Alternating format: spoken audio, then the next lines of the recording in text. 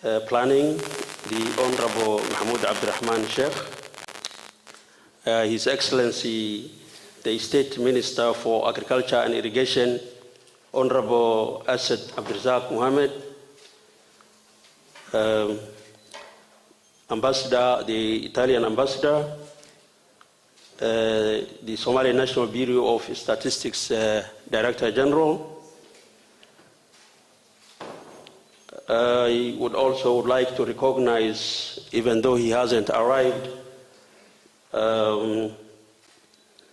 the Special Presidential Envoy for Drought Response, Honorable Abdurrahman Abdishakur Warsame, who will be catching up with us. Distinguished guests, ladies and gentlemen, it's a great honor to have you here, and without breach of protocol, I also would like to recognize the presence of Ezana, the Deputy Country Representative for UNDP. Ladies and gentlemen, it's a great honor to have you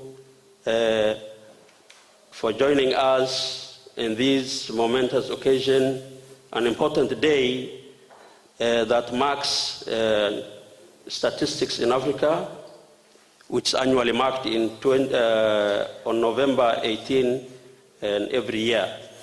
Without further ado, I would like to invite Ahmed to open for us with a verse of Quran. Thank you.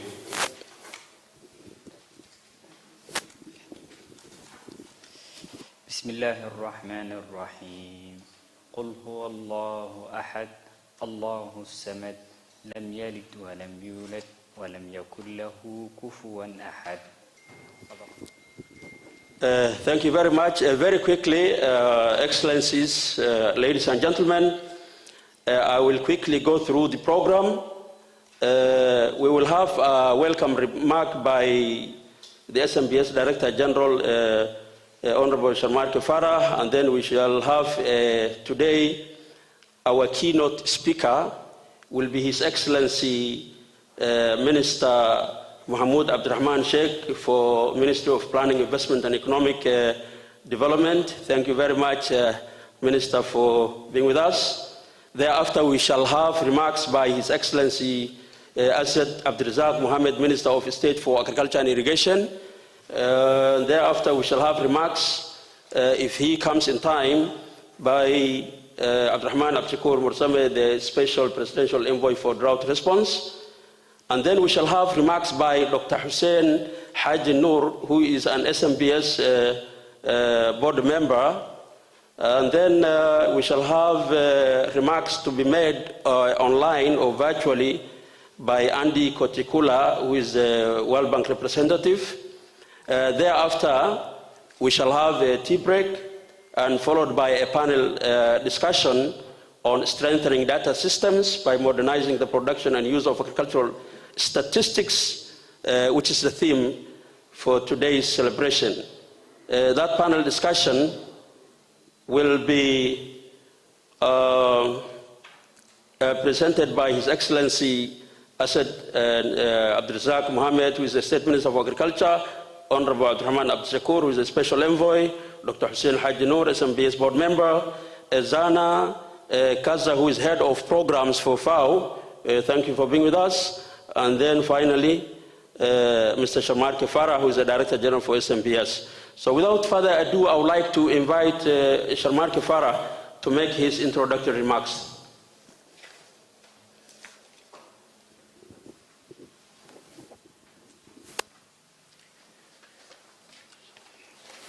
Thank you very much.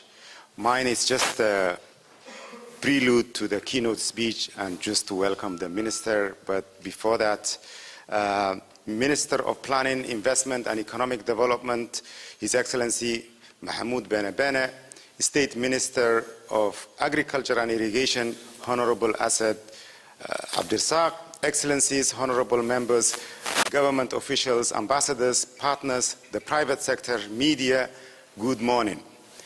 Africa Statistics Day is a momentous day in the Somali National Bureau of Statistics calendar. It is an opportunity to raise awareness of the importance of statistics for policy and planning.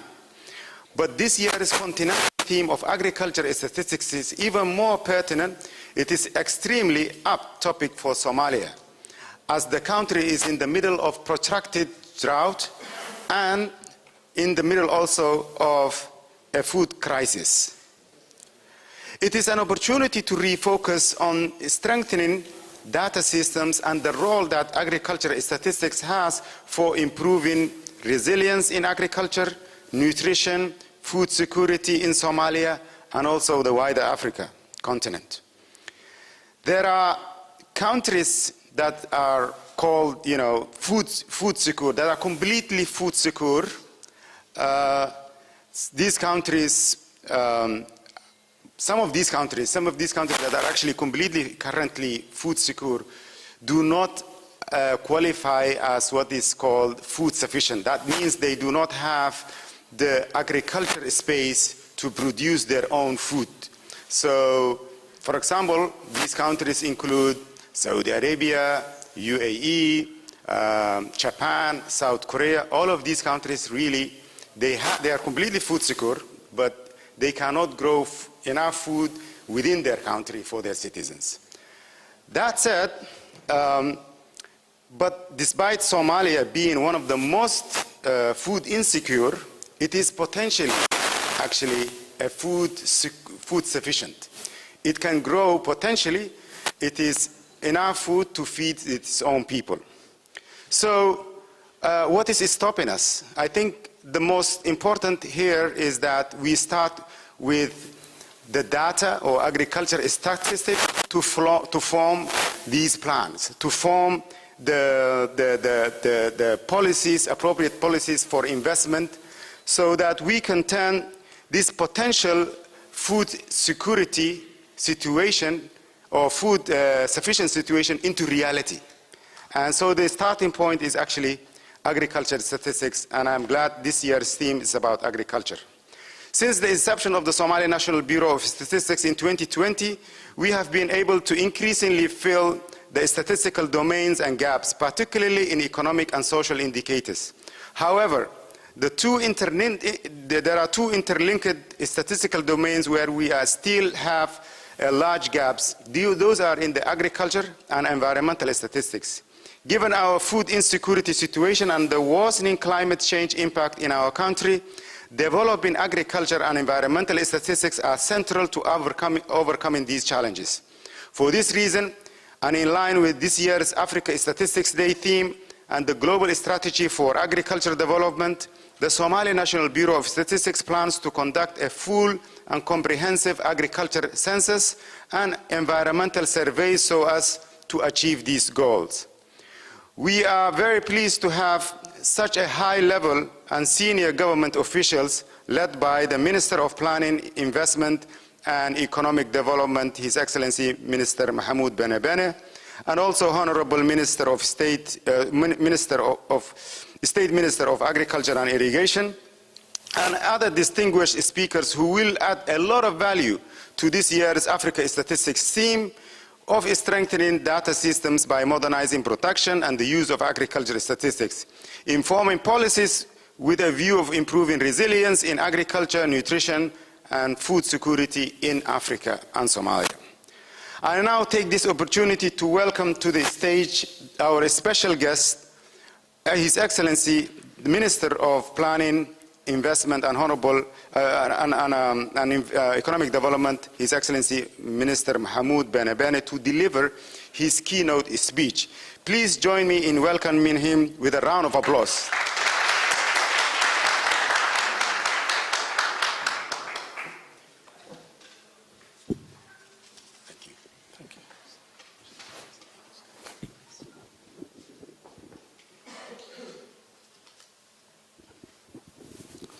السلام عليكم ورحمة الله وبركاته.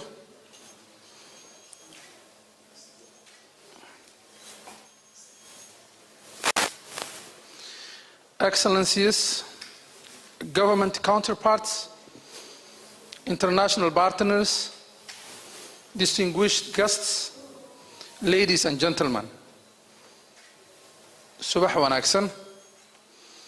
It's with great pleasure to join you today in commemorating the 2022 Africa Statistics Day. Africa Statistics Day is an important occasion to celebrate the advancement, promotion, and use of key statistics which affects all dimensions of life, our society, our economy, and our environment. This year's theme, as you're all aware, is centered around the strengthening and modernization of agricultural statistics with the intention to inform prudent policies and boost resilience in nutrition and food security relevant to our country.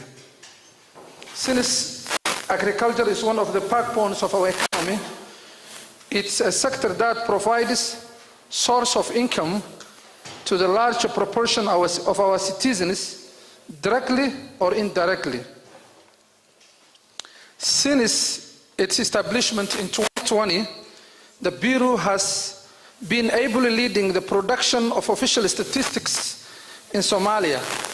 As primary consumer of its quality data, we are proud of the achievement it has made, including the House Budget Survey, as well as the first ever Somali VNR report. The Bureau is also set to hold the national census for the first time in nearly a century. The last census held in Somalia was in 1975. Ladies and gentlemen, the theme is of a special significance for Africa in general and Somalia in particular. Annually, we are faced with dire food insecurity situation caused by floods and droughts.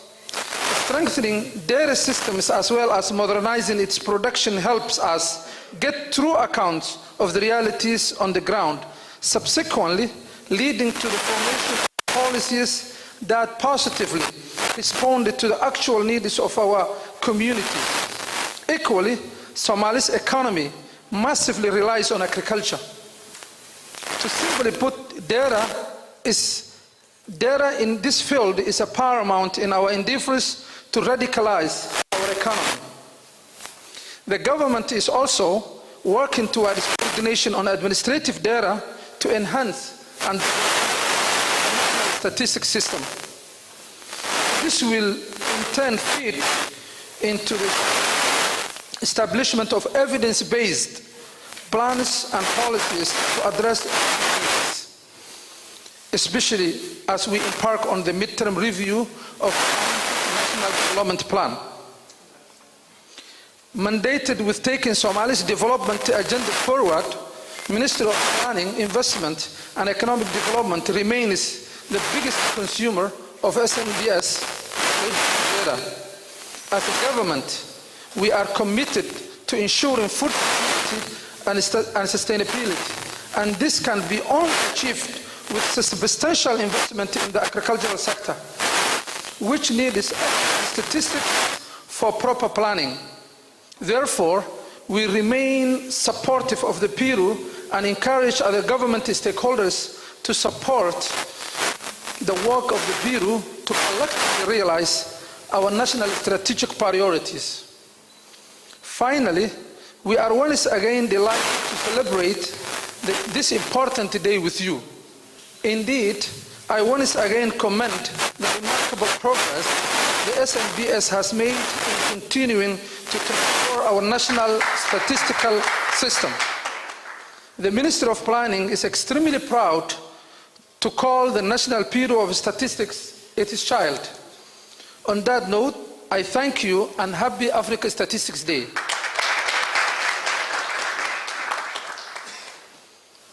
waxaan rabaa khudbadii intaas oo remarkska Ingiriiska ka sokow annaga de shacabkeena waa Soomaaliyeed inay luqadooda Soomaaliga wax ku fahmaan waa rabnaa waxaan rabnaa marka dee hal daqiiqo inaan ayadana ku soo koobo qaybta in si loo fahmo maanta inay tahay maalin aad iyo aad muhiim inoo ah maalinta istaatistikada Afrika oo ah maalin November 18 sanad kasta la xuso muhiimadda ay leedahay istaatistikada waxa intaas si dheer in sanadkan hal ku dhigeeda laga dhigay inay kor loo qaado isticmaalka ama siyaasadda wax soo saarka arrimaha beeraha oo ay ogtiin inay annaga la fahay inaan helno xog badan oo dadka mataqaanaa loo isticmaali karo maxaan ku dhahaa wax soo saarka arrimaha beeraha si go'aan ay ugu gaaraan dadka madaxda ah loona helo xog ku saabsan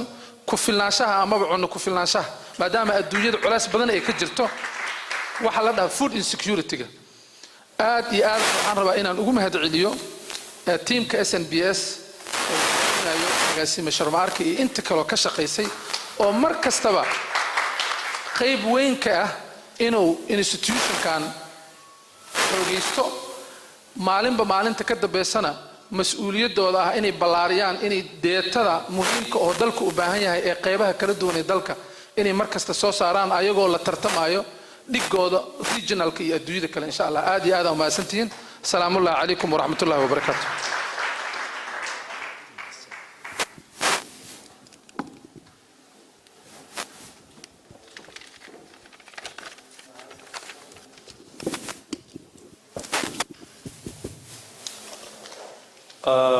Thank you very much, Your Excellency. That was a captivating speech, one of the best. We really appreciate. I would like to recognize the arrival of Honorable Abdurrahman Abdushakur Warsame, who is a special presidential envoy for drought response and is also a member of Parliament. Thank you very much for joining us, Honorable. On the same note, and I would like to correct my previous comment about, I want to say that it is the UNFPA Deputy Country Representative, Victor Valdeso, who is with us. Thank you very much. Thank you for being with us. I also would like to give a special recognition to Ambassador, the Italian Ambassador for coming today. We don't take it lightly. Thank you. We really appreciate your presence. Now then, I would like to welcome His Excellency Minister Asad Abdirazak Mohammed of Agriculture and Irrigation to make his remarks.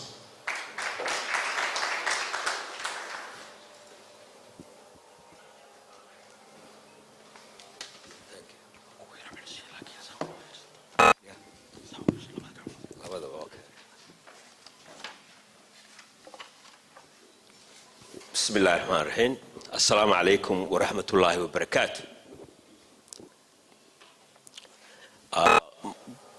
My friends from the federal government, representative from the international communities, ambassador, Italian ambassador, other distinguished guests, Assalamu alaikum wa rahmatullahi wa barakatuh.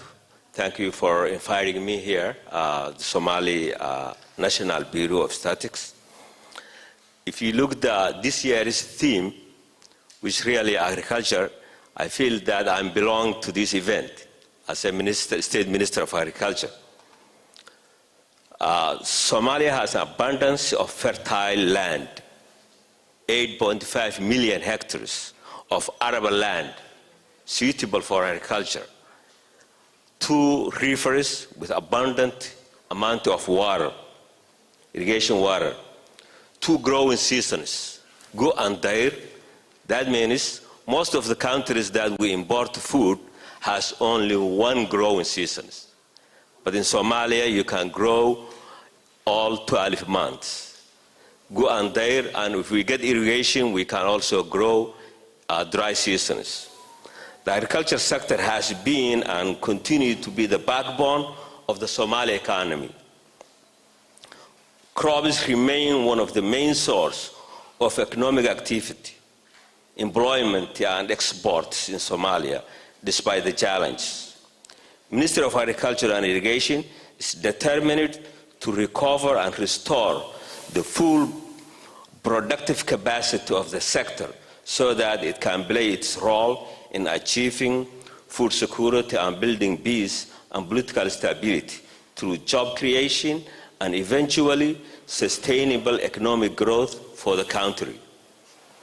Ministry of Agriculture and Irrigation has key priorities to develop: increase agricultural production and productivity with both irrigation and rainfed, develop and rehabilitate irrigation infrastructures, strengthening administrative and technical capacity for the ministry, control of disease and pests, and food quality assurance, rural development, and research and extension revival.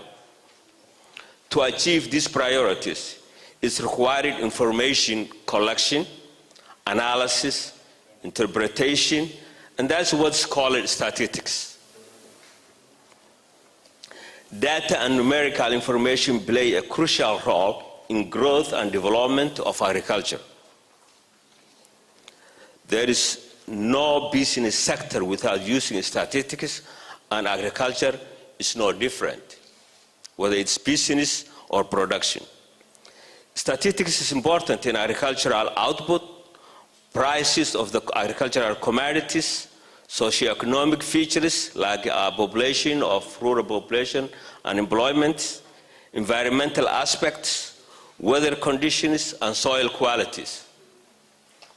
November 18 is celebrated African Statistics Day to promote about the importance of the statistics in all walks of life. The theme of this year, 2022, is strengthening data system by modernizing the production and use of agricultural statistics to improve resilience in agriculture, nutrition, and food security on the African continent. The theme was chosen to raise awareness among decision makers, technical and financial partners, data producers and data users in building resilience and ending hunger in African continent. Africa's climate has warmed more than global average despite producing about 2 to 3 of global greenhouse gas emission. It's really Africa suffers disproportionately from the result of global warming. Improving farming by using new techniques like statistics is one of the solutions to climate change. So in agriculture, all different aspects of agriculture, it's really impossible to reach a full production without a reliable information of statistics collection. Statistics is needed in agriculture, and we are really proud to have Somali National Statistics Bureau. Thank you very much, and welcome. I believe Somali and Sahibkay Wazir Berbena Raaya, maadaama inteena badan aan Soomaali nahay waxa weeye qasab bay tahay inaan Soomaali ku hadalno. Statisticska waa shay la adeegsado oo la'aantiis dunidan casriga ah aysan shaqaynayn. Statistics waxaa la dhahaa facts speaks louder than statistics. Maamaha baa jirtay la dhaho. Xaqiiqda statistics waxaa ka mid waxyaalaha si la rabo loo dhigi karo sometimes loo isticmaalo waxyaala propaganda ah.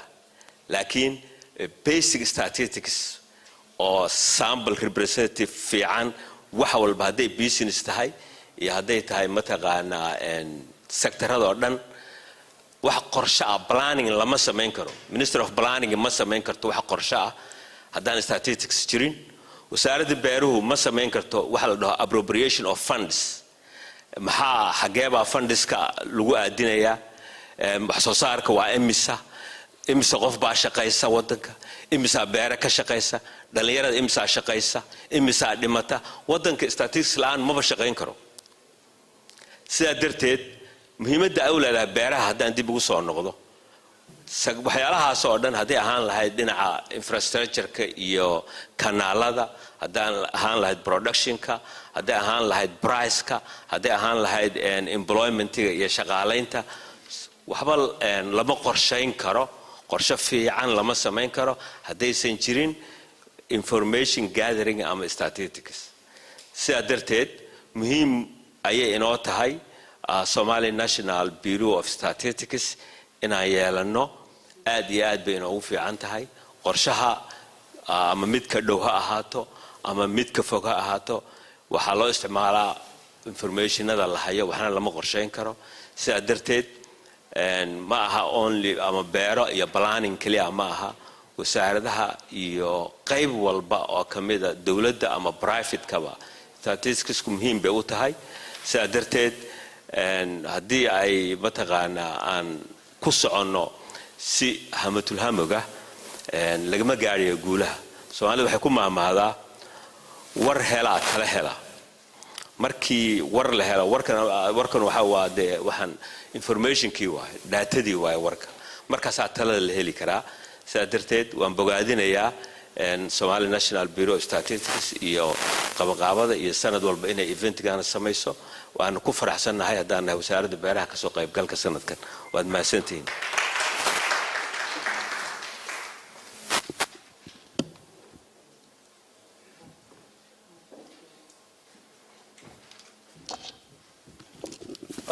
Thank you very much, Your Excellency, Minister Asset for Agriculture and Irrigation, State Minister for Agriculture and Irrigation.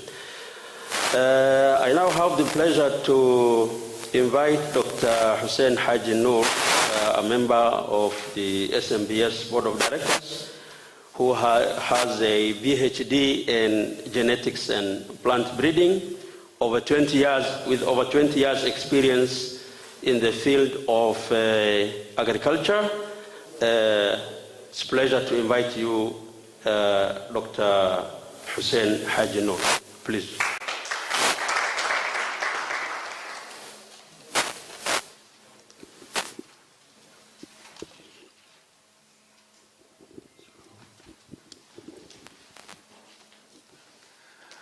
Bismillah ar-Rahman ar-Rahim. My name is Hussein Haji.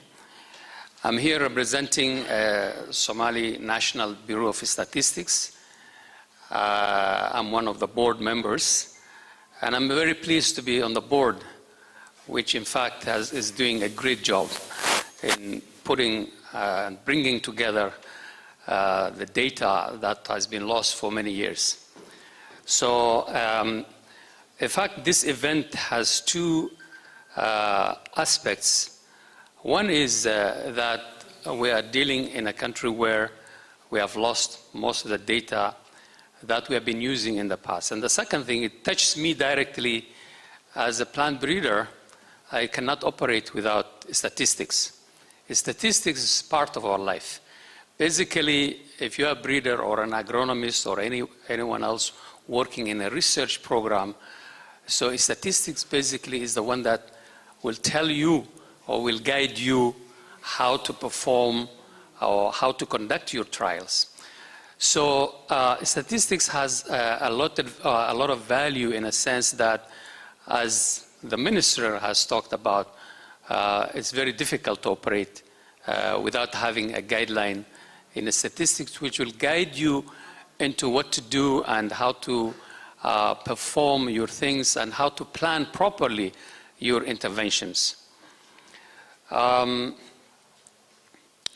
think the importance of the agriculture in Somalia has been discussed already, and the importance of statistics is also raised by different authorities that are here. So what I'm hoping for in this, at least to get into a situation where we'll put together our experiences in order to bring the National Statistics Bureau to play a bigger role in getting all this necessary data that is the basis to make an informed decision. So with this, I would like to thank you very much, and I would like to put my appreciation to Sharmarke, who has been doing a great job in this.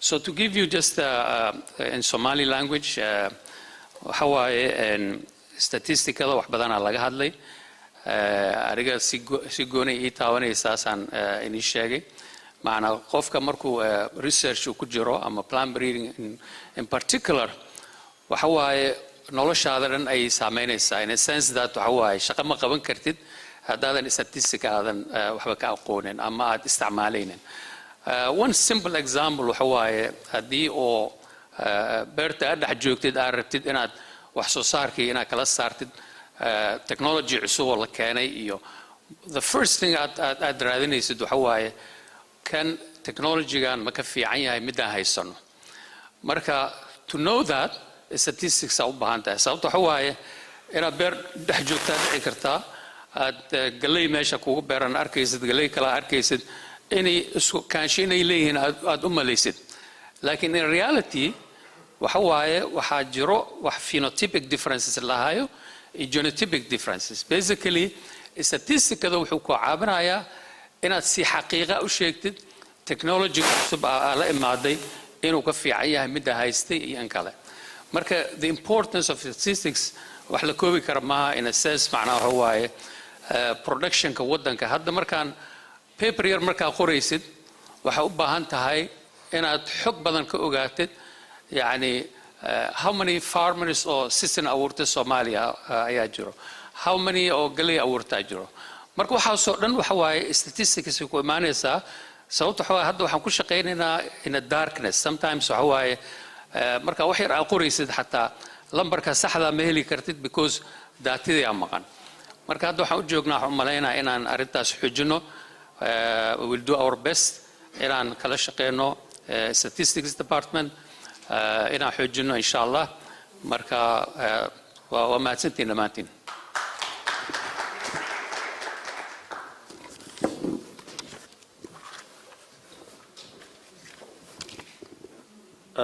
Thank you very much, Dr. Hussein Haji Noor, SMBS board member.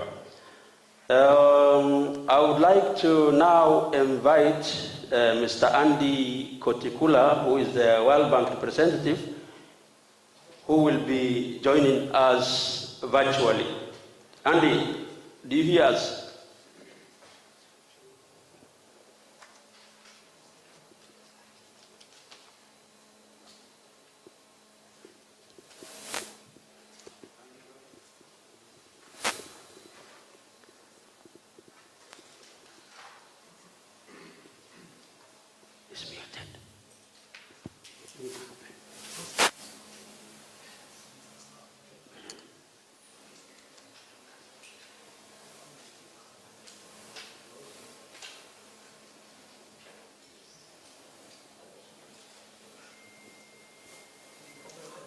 Hello, Andy.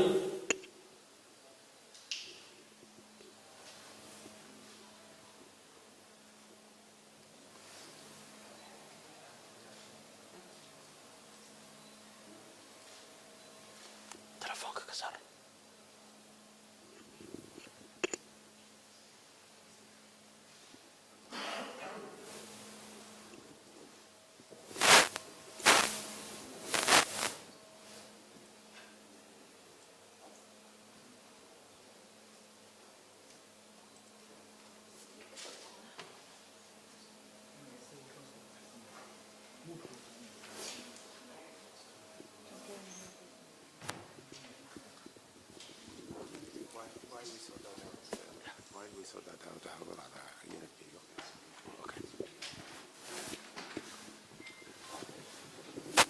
So,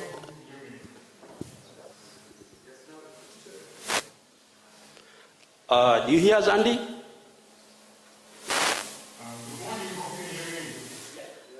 Yes, yes, we can hear you. Please go ahead.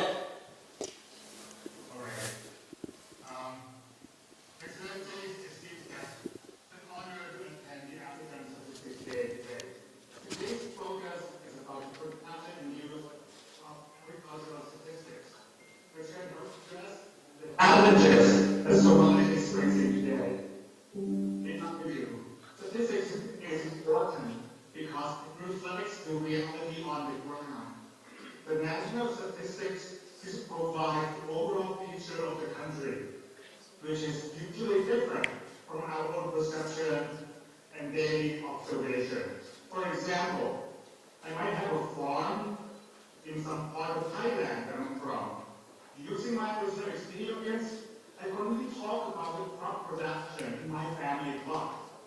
But the agricultural statistics that SNBS is producing can tell a much more complete picture about the current situation and the needs of the country. To meet this data need, Somalia is embarking in a journey to build a statistical system that can produce the data that other speakers have mentioned. But another important element to encourage the use of this data, either for policy making or to communicate with the public. To do so, Somalian National Statistical System needs to build trust for the data as well, in order to encourage people to use it. Trust in the data is very important, especially in an environment where there's no data before. Because, for example, I might have my own perception about what crop production should be, and it's okay. Everybody might have their own experience. But it is important that when it comes to national statistics, everyone, regardless of where they are, regardless of their location or personal experience, can agree with the national statistics that are being produced. This trust building can be done by building strong organizational infrastructure like the SNBS to produce the data.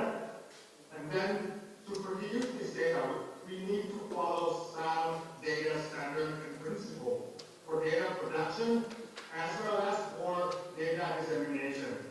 And finally, we need to engage with the user to let them know what's going on. What is it that the National Statistics System, SNBS, and other agencies who are producing the data, what are they doing to ensure the trust of the public and also produce data that are useful and have meaningful impact.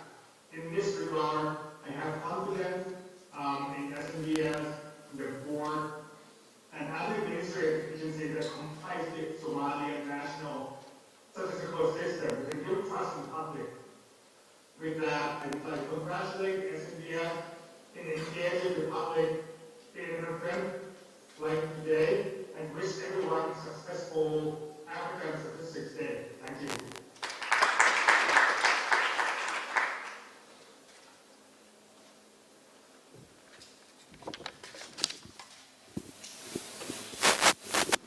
Thank you very much. Thank you very much, Andy. Now I would like to invite UNFPA Deputy Country Representative, Mr. Victor, to make brief remarks.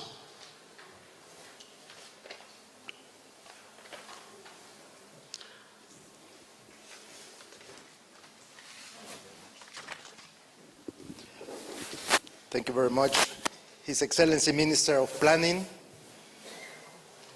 State Minister of Agriculture, Italian Ambassador, Special Envoy for Drought Response, distinguished participants, good morning to you all. It is my real pleasure to join the Somali National Bureau and Statistics and other key stakeholders to commemorate the 22nd African Statistics Day, whose theme speaks to the prevalent state where the country is experiencing the worst drought situation in decades, following for consecutive failed rainy seasons. The 2030 Agenda for Sustainable Development and the UN Decade of Action on Nutrition 2016-2025 calls on all countries and stakeholders to act together to end hunger and prevent all forms of malnutrition by 2030. As you know, recurrent conflicts and climate-related shocks affect food security and are a cause of much of the recent increase in food insecurity in the country. Hunger and undernutrition are significantly worse where conflicts are prolonged and institutional capacities weak. In Somalia, the problem of food security is systemic and is getting worse. Decades of progress are being reversed. Lack of food, severe water shortage, death of livestock, and loss of livelihoods are resulted in multiple displacements across most regions in southern and central Somalia, with an estimate of 7.8 million people affected by the drought, on which 82% of these displaced are women and children. It is estimated that from the affected population, around 250,000 women and girls are pregnant now. Girls, adolescents, and women are vulnerable to malnutrition, given the negative impacts of gender inequality and other forms of discrimination on individual food security and access to nutrients. Lack of food, poor nutrition, and lack of access to and acceptance of health services contribute directly to women's and girls' ill health and maternal and newborn death. Food insecurity is among key drivers of child marriage. Agricultural statistics are essential for policy making to ensure national food security, as well as for measurement of the performance of the agricultural sector. Availability of accurate, disaggregated statistics on agriculture and nutrition are key to planning target interventions. As UNFPA, we reiterate our commitment to enhancing the production of population statistics at national level through censuses and surveys. UNFPA works with the government to generate population estimates useful for determining the population of persons in need, contributes to development of the methodologies, tools, and standards aimed at the improvement of statistics, and is a leader of the provision of capacity building to the national statistical offices in data production. UNFPA is also playing a central role in the planned population and houses census, which, as part of data products, is anticipated to generate information of number of agricultural households, detailed data on agricultural and livestock, including geographical distribution of crops, livestock owners by sites of herds, etc. A sampling frame for use in sample surveys, including agricultural and nutrition surveys, among others.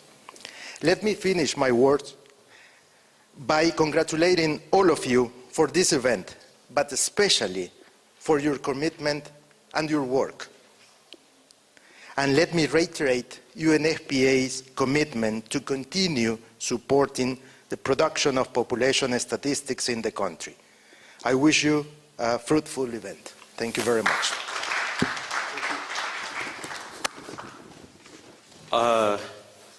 We've now come to the end of the first segment of this program.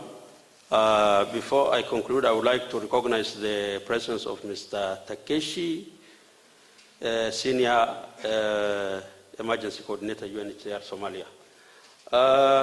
So now we will have a group photo, first of all, and then followed by a tea break. I can see, and macnaha sawirada la idinka qaadayay waxay wada muujinayaan inaad xanaaqsan tihiin, marka waxaa idinka codsanaynaa inaad yara dhool cadaysaan saad doontaan isku qasba. So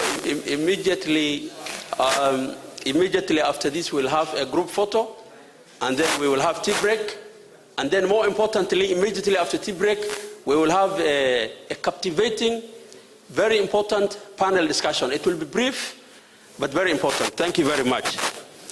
Let's have the group photo now.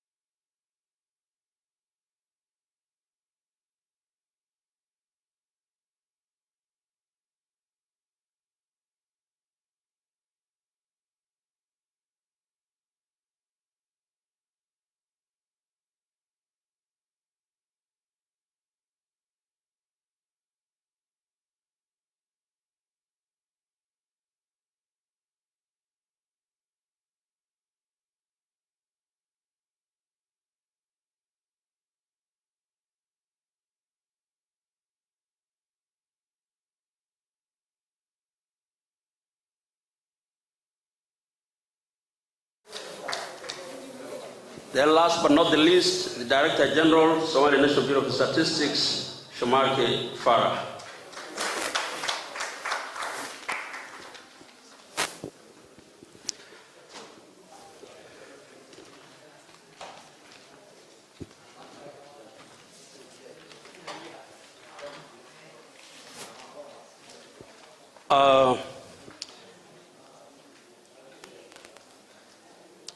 Thank you very much, gentlemen. You understand we are here to discuss the theme of this year's African Day Statistics about strengthening data systems by modernizing the production and the use of agricultural statistics informing policies with a view to improving resilience in agriculture, nutrition, and food security in Africa. Thank you very much for joining us. Ladies and gentlemen, in our panel discussion today, we have His Excellency Asad Abdirazak Mohammed, who is the State Minister for Agriculture and Irrigation, Federal Republic of Somalia. And we also have, next we have Honorable Abdurrahman Abdishakur Warsame, who is a Special Presidential Envoy for Drought Response, who is also a Member of Parliament for the Federal Republic of Somalia. Followed by Dr. Hussein Haji Noor, who is an SMBS board member, a distinguished professor. I also would like to introduce you to Mr. Ezana Kassam, who is Head of Programs FAO Somalia, then followed by DG Shamarke Farah of SMBS. Thank you very much for joining us today.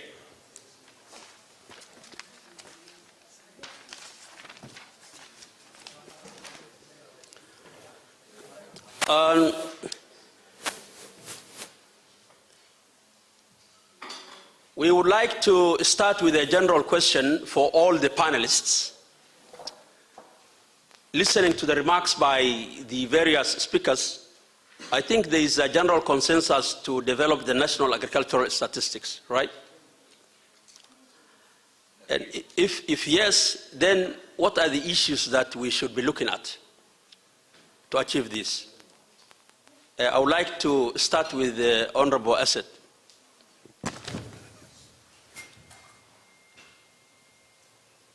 Thank you.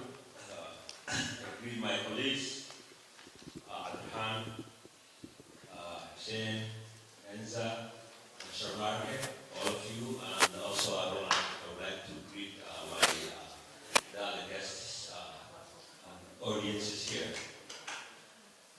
As you know, we're talking about the statistics of agriculture. There are some in this country.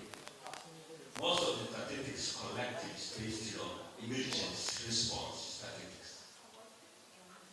Now is the time that we use statistics in the production sector. When it comes to agriculture, we need to find out at least a set of core of agriculture, of data information regarding agriculture. And those set of basic agricultural statistics core can be used and developed later on to a bigger foundation that is based on the decision making and other statistics uses. For example, when we talk about agricultural production, employment, irrigation infrastructure, soil science, all those scope of agriculture cannot be developed without a quality of statistics. Quality is very important. One research also, agriculture really is a science, so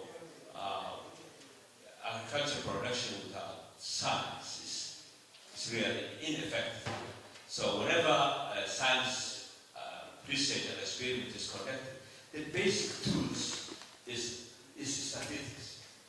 So everywhere that we look in the production of agricultural sector, using statistics is visual.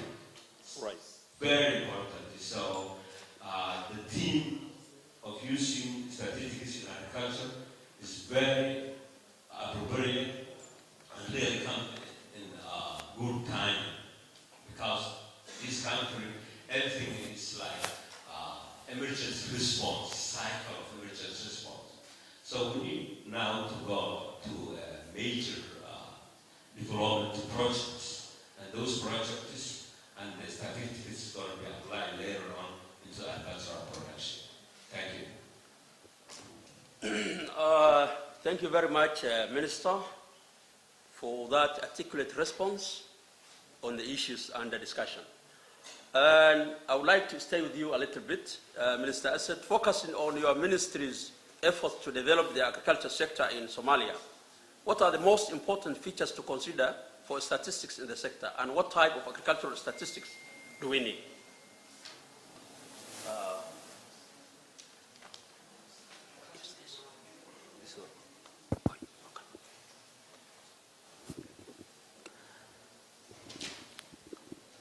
Bismillah. Horta waa iloobay inaan markii hore wixii aan sheegay inta waxa fadhido dhan Soomaali weeye, marka in aan dib ugu celiyo waxaan u maleynayaa waxaan Soomaali ku hadlin waa wax 2-3 qof baa inagu jirta. Isticmaalka su'aashii hore haddaan marka hore aan indiyada Soomaali ku celiyo waxa weeye isticmaalka subjectigan statistics la dhaho ee loo isticmaalayo dhinaca beeraha iyo muhiimadda ay waddankeena u leedahay. waddankeena haddii aad hadda isku dayday inaad raadisay information ku saabsan beeraha wixii hore ee dawladdii kacaanka ay sameeyaan waxaas wuu lumay. ma helaysid wax statistics quman oo mataqaanaa aad ku rely garayn karto. marka in dib loogu noqdo statisticskii oo hadda research dib loo bilaabo waddankeena markaa fiiriso wax walba waa waxay dhahaan starting from scratch, inaad bilow aad adigu u noqotaba oodan waxaad refer garaysa aadan helin. wasaaradda beeraha isticmaalka cilmigan statistics la dhaho wuxuu leeyahay muhiimad aad u weyn. qaybaha kala duwan ee wasaaradda beeraha hadday ahaan lahayd wax soo saarka, hadday ahaan lahayd cilmi baarista, hadday ahaan lahayd dhinaca shaqada, dhinaca culunta mataqaanaa carrada, waxaasoo dhan haddaad u dhaqaaqis tiraahdo waxaad u baahan tahay cilmigan statisticska iyo informationka si aad go'aan ugu gaadho. marka muhiimad weyn bay noo leedahay mataqaanaa statisticska. xilli ku habboon ayaa biruugan uu yimid, waana isticmaali doonaa, waana iskaashan doonaa annaga iyo Somali National Bureau of Statistics. su-aashii labaad iigu celi marka. Second question was, Minister, as we focus on your ministry's efforts to develop the agriculture sector in Somalia, what are the most important features to consider for statistics in the sector? And what type of agricultural statistics do we need to have? waa mahadsan tahay. nooca ingiriisku waa ii dambaynayaa nooca statisticska ah wasaaradda beeruhu hadda ay rabto inay culays ka saarto. waxa weeye wasaaradda beeruhu waxay leedahay wax la dhaho priorities ama mudnaantaas waxaa ka mid ah in dib loo soo celiyo xarumihii cilmi baarista iyo fidinta beeraha. xarumaha cilmi baarista iyo fidinta beeraha waxa weeyaan kama maarmayso statistics, waaba research weeyaan iyo cilmi baaris. waa waxyaalaha aan rabno inaan mataqaanaa dib u soo noolayno. waxyaalaha kale oo aad u burburay oo rabno wasaaradda beeraha ahaan inay dib u soo noolayso waxa weeyaan waraabka. haddii aad ogsoon tihiin waddankeena hadda marna waxaan ka cabanaa fatahaadda webiga, marna biyo la'aan baan ka cabanaa. labadaas baa isu keen daba socda mar walba. fatahaad sida aan ugu mashquulsanahay emergency fatahaad ugu jiro ayaa haddana emergency biyo la'aan baan galaa. climate change-ga iyo yaraanta roobka iyo biyaha ka sokow waxyaalaha ugu weyn ee keenaya fatahaadda waxaa weeye infrastructure-kii iyo nidaamkii kanaalada oo dhan baa burburay. xataa webigii wuxuu noqday carradii baa fuushay, webi qodis ma jirto, biyo yar hadday soo galaan wuu fatahayaa. hadda waxaan aad iyo aad priority noo aan ugu mashquulsannahay in dib loo habeeyo canalizationkii. canalization kaas saan u habayno waxaan u baahanaa information waxaan u baahanaa statistics imisa canal dhererkoodu waa imisa depthiga iyo waa imisa lacagta u baahantay waa inta waxaa soo dhan inaan data laga sameeyo datadaasna agriculture-ku markay samayso waxay la wadaagaysaa National Statistics Bureau of Statistics bay la wadaagaysaa iyo meelaha go'aanka iyo qorshaha iyo decision making lagu gaadho marka priority-ga naga ayay ku fadhidaa baahidanada in to answer the question for those who doesn't speak Somali. The Minister of Agriculture has a set of priorities and projects that we need to focus in order to satisfy the national agricultural priority production. Those priorities is included infrastructure, development of the infrastructures of irrigations, revival of research and extension, seed production, which is also a very important factor. So to conduct those major projects, major development projects, we need to develop facts and quality statistics information in order to base our decision-making process. So statistics is required and is a fundamental and pivotal for all those projects. That's priority for us. Thanks. Thank you very much.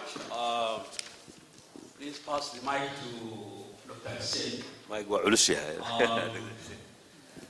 Dr. Hussein, you are a member of the SMBS Board of Directors, and I understand you have a PhD in genetics and plant breeding and have held senior roles both at the Ministry of Agriculture and at the University, Somali National University, before moving to the private sector.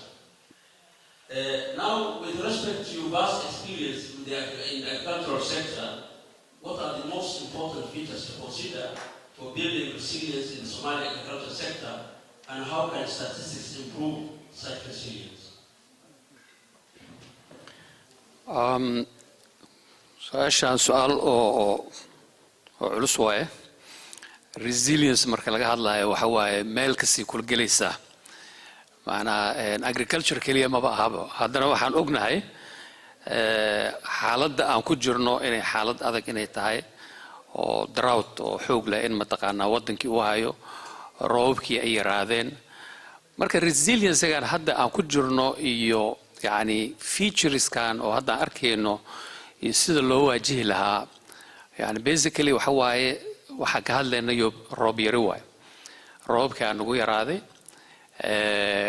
وحن أوجنجرنا يبرجي هوري in annual rainfall كسنة كي إنه إلى 6 مليمتر أو زونها south كا إنه هنجرتي مركي local قابية جو يدار لكن هذا وقت كان هذا أنت أفضل إنه حلوجرة حل يدار تعلوجرة إلى هذا بيرليدي روب مهيان ميل كستا لغا عواadaaya in addition waxa soo baxday bahada bariyahan dambe dadkii wayada isku halayn jirayna biyo mahayaan sababta waxa waaye hadda sanadkii hore 4 bil ilaa 6 bil ooga biyaha waa maqnaa boqolkiiba 80 waxa lagu qiyaasi karo wixii moos iyo waxa ku beernaa uu ka baabay beerleyda marka duruufaha waxa waaye duruufo aad u adag waaye marka resilience-ga marka ma aha kaliya roobkii ay yaraaday kaliya ma resilience-ga hatta wuxuu soo galayaa qofka beerley markuu yahay cudur iyo cayayaan hadii beertiisa ay ku dhacdo he has to be resilient to it he has to come up with ideas oo mataqaan oo kaga bixi lahaa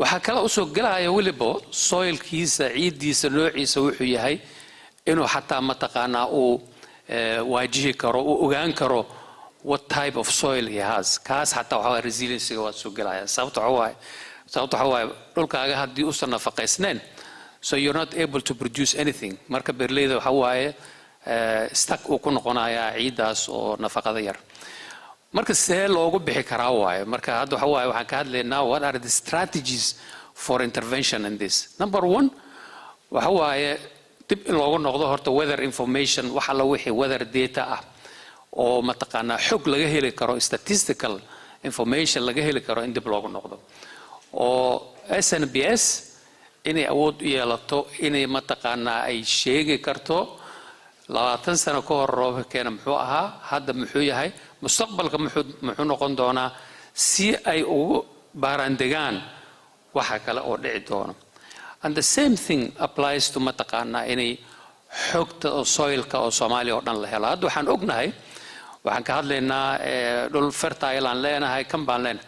Laakiin soil analysis oo Soomaaliya oo dhan laga sameeyo waxaa arkaysaa Somali soils inuu ku yar yahay phosphoruska, inuu ku yar yahay nitrogenka, inuu ku yar yahay elementska kale.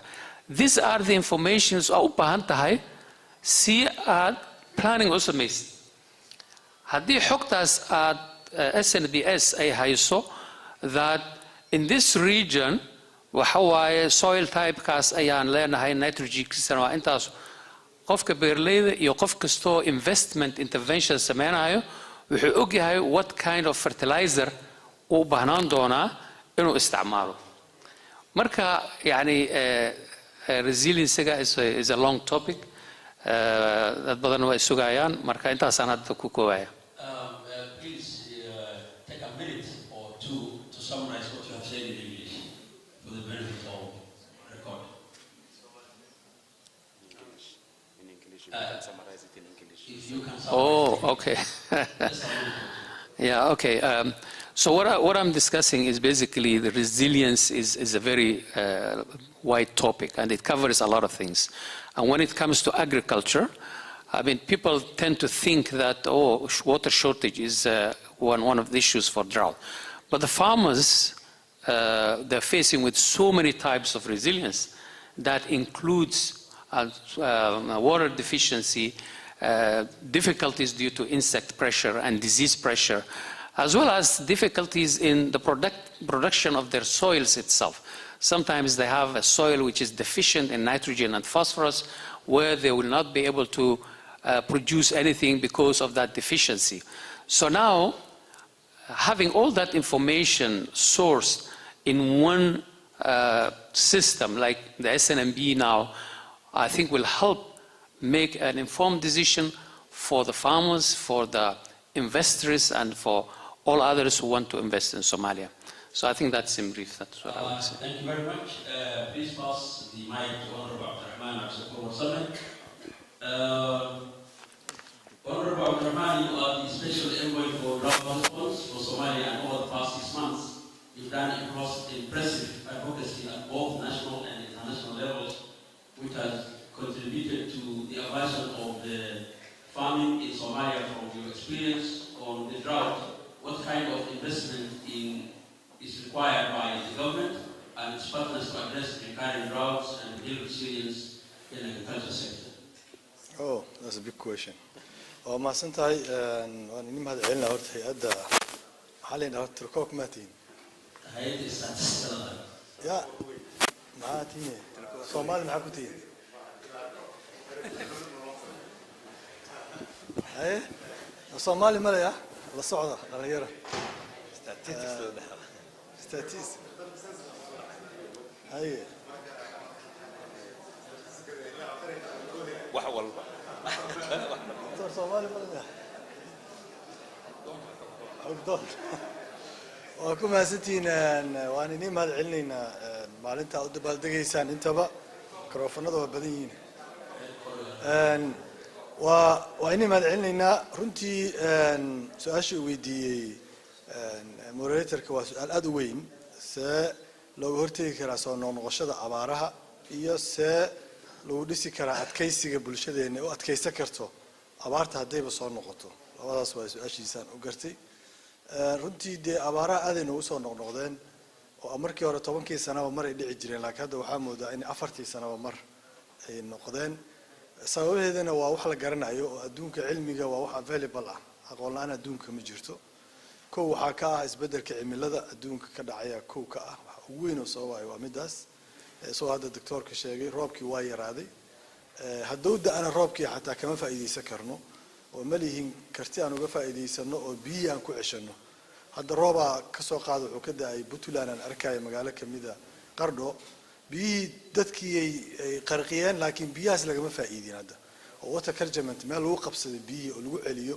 oo dadku ay ka faa'iideystaan ma haysano roobkii waa yar yahay waxa yareeyay isbeddelka cimilada anaga ma sababno oo wasakhda hawada ma gelino adduunka warshadaha laha geliya waa hadda loo fadhiyo Qaahira saa ogtihiin waxaan rabaa Sharm Sheikh laba isbuuc la isku horfadhiyo waxa way damage and loss in laga doodo dadka waxa sababay mushkilada oo kuwii hawada wasakheynaya ah iyo ku dhib ku dhaco anaga ah midna anaga sababno waxa waa dhirtaan gurnaa oo dhirtaan anaga waxa xogaha ay sugan tahay aan ka rabno SNB waxa kamid ah in 10 sano ugu dambeysay 10 milyan oo geed anaga aan jarnay dalkeena aan ka goynay marka waa midda labaad oo beeyada la wasakheynayani waa midda sababaysa ayadana isbedelka cimilada sababaysa oo aan wasakhdii beeyada anaga aan nafteena intii aan ka geysanaynay aanan la xadidaynin sharcina ka jirin siyaasadda ka oolin intaba waxa soo dhan markii waxay keen abaari in iska soo noqnoqdaan oo in rukun abaar aan joogto u noqono abaartii markaan joogto u noqonane ina anaga tabartii aan uga jawaabi lahayn malina adduunkii ina mar kale aan u bariyo tagno dad badan oo Soomaaliya istaatistikada hadda waxyaalaha inay keenta oran u baahan waxa waaye waagi xataa dawladda ay jirtay oo hadda sida hadda aan dhaano hadda dawladdu waa jirtaa laakiin dawladda gacanta ku haystaa jirta Soomaaliya waagi ay jirtay saan un bay abaaraha u jireen saan un bayna Soomaalida u bariyo tagaysay oo loo tuugsanayo oo adduunka aan u gacan horsanayna sababtoo ah marna anaga kama faa'iideysanin khayraadka dalkeena yaala haddaad dhageysto xataa gadaal u noqoto madaxdii hore aad dhageysato ayagoo calaayo oo ka sheekeynaya dhageysanaysa inaan beero leenahay xoolo leenahay khayraad leenahay laakiin qofkii decision makerka markuu calaacalo waa dhibaato oo asaga yiraahdo waxaas baan leenahay maxaan uga faa'iideysan laana cidii ka faa'iideeyay waa asaga hada wasiirka waa decision maker anigu hadda dawladdan ka tirsanahay oo dawladda xildhibaanan ahay dadka kale oo siyaasiyiinta oo madaxda ah haday calaacalaan oo shacabkiina calaacalo labadina isla calaacalna waa dhibaato maxaa laga rabaa dadka madaxda marka inay ayaga go'aanadii ay sameeyaan oo dadku noloshooda isku bedelaan see lagu sameey karaa hadda fiiri abaaraha deertaan aniga markaan xafiiskan la wareegayay dadka humanitarian response-ga ka shaqeeya oo u badan iyada United Nations u badan iyo kuwa international NGO-ga dakhliga ay haysteen wuxuu ahaa 18% 260 milyan oo ah waxaan u baahnaayeen 1.4 billion US dollar u baahnaayeen magacii dawladda Soomaaliya adduunka ku bareetagayna aan ku raadinayna in dadka Soomaaliya abaarta wax laga siiyo lacagta markay timaado see loo maamulay dawladda Soomaaliya shaqo kuma laha waa dhibaato kale oo haysta lacagta xooggeeda intuu aadaya humanitarian hadda dhahdo war abaartan halkan bilyan iyo 400 dollar ee timid ee magaca Soomaaliya ku timid min fadlak waxaan rabnaa si abaarta u soo noqonin in resilience-ga la geliyo oo doctorka sheegay oo ceelal la qodo oo hadda la sameeyo soo wasiirka sheegay baari technology-dii la keeno oo la sameeyo daamiskii biyo-xireenadii la sameeyo waxay ku leeyahay anaga life saving aan ka shaqeynaa humanitarian development waa waxaas qolada development-ga u tag oo idinkani humanitarian ka shaqeeyo anaga dadka la badbaadina qof dhimanaya inaan cunto siino aan biyo siino aan shelter siino waa shaqadeena marka dawladda aan rabaa inay capacity u yeelato maxay dawladda capacity u yeelawaysa discussion kale u baahan tahay taas anaga cidna kuma eedeyno ajnabina kuma eedeyno anaga dawladdeena u baahan isku noqono maxaa anaga naga hortaagan maxaan hay'adahan ula xisaabtami laanahay capacity-ga aan la'nahay hay'adaha aan kula xisaabtanaa intuu jiraa anaga inaas weydiina u baahnaa dawladda Soomaaliya oo dhahno war halkan bilyan oo soo xarootay 500 milyan kamida resilience-ga inaan u jihayno oo wasiirka beeraha iyo wasiirka biyaha iyo wasiirka fishery-ga ka shaqeeya iyo wasiirada productive sector ka shaqeeya xoolaha ka shaqeeya inay awood u leeyihiin inay guide gareyn karaan lacagta Soomaaliya loo keenay in la geliyo resilience-ga in la geliyo SN abina datadii la rabay ay keento hadda datadoo kale dadka hadda abaarta saameysay datadeeda yaa haysta midinka haya ma haysiin biyonka haysta ama hay'ada ka madax banaan haysta aadena ma haysato inta qof oo dhimanaysa ma hayno inta qof oo nafaqa darada haysta anaga ma hayno inta qof ee hooyada dhibaatada nafaqa darada ku haysta ma hayno inta qof ee la gaarsiiyay hadeertaan gargaar anaga ma hayno waxa dhan waxaan marti uga nahay dad kale anagana dawladda nahay inaan xogaa wax u baahanahay wake up aan sameeyno dhaano sida taasi soo karta ma hadda hay'adan waa bilow inay ayada la soo wareegto wixii data ah maxaa marka Soomaaliya hortaagan dadka Soomaaliya waxaas ka shaqeeyaan inay transfer gareeyaan knowledge-kooda ma rabaan capacity building Soomaaliya u sameeyaan ma rabaan si dawladda Soomaaliya iyo hay'adaheeda ula wareegto awooddaas ma rabaan sababtoo shaqada ayaga haysta shaqo ayaga haysta adigu ku wareejinaya dawladda la rabaa intay donorka la heshiiso ay tiraahdo donorow saan kuma jiri karno lacagta adaa bixiya hay-adahan oo ka shaqeeya United Nations ama international NGOs ayaga lacagta ma bixiyaan ayaga mashaariicday fuliyaan kaliya lacagta doolar bixiya dawladda Soomaaliya ma siiyaa marka waa inay dawladda Soomaaliya doolar ku wada hadlaan sidanta dawladda Soomaaliya ay ku jirto taasna waxay u baahan tahay dad capacity-gaas le Soomaaliya inay la timaado not 4.5 wiilka adeerkaya dhale maaha in shaqaalaysiin ma aha wax la isaga macli karo gaan waay waxa la isaga celi karaa oo dadka counterparty-geena aan meel u saari karnaa marka anaga value garayno capacity-ga kartina maxaa waaye khibrad aqoon iyo xirfad saddexdaas la isku daray qofkii laha iska celi kara dadka haddii kale saas uma marti u noqonayna oo anagoo 100 Soomaali oo meeshaan joogno aan rabaa inaan Ingiriis ku hadlo because laba qof oo milyan u dhaxay two bes نقدر نقول نجيبهم.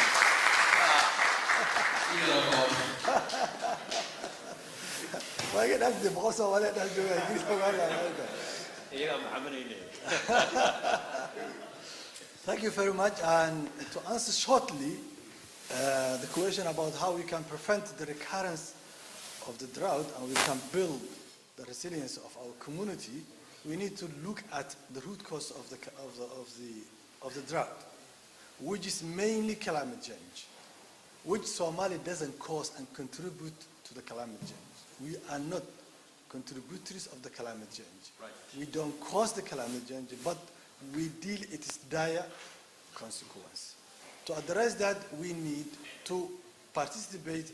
That dialogue has going on in Sharm el-Sheikh about the damage and loss, to have access of the climate finance in order to live the climate reality. And we can live the climate reality to invest and build our resilience, our community resilience, to mitigate the fallout of climate change, and also to live with that extreme weather caused by the climate change. We can prevent the famine if the development agencies and the humanitarian agencies work together, and to prioritize how we can build the resilience.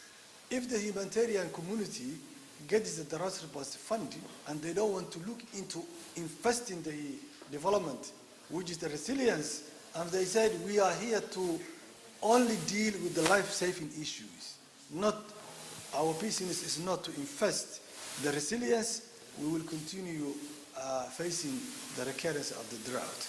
That's why the Somali government needs to come with a policy that they can influence, it can influence how we can guide the humanitarian community, how we can ask the development partners to work together in order to invest the resilience, and the only resilience and mitigation can prevent the drought. To prevent the drought, we need to come that policy, we need to influence the humanitarian response plan, we need to influence the development priorities of our nation, and we can only do it if we have the right statistics. And that's why the NSB is necessary to build its capacity.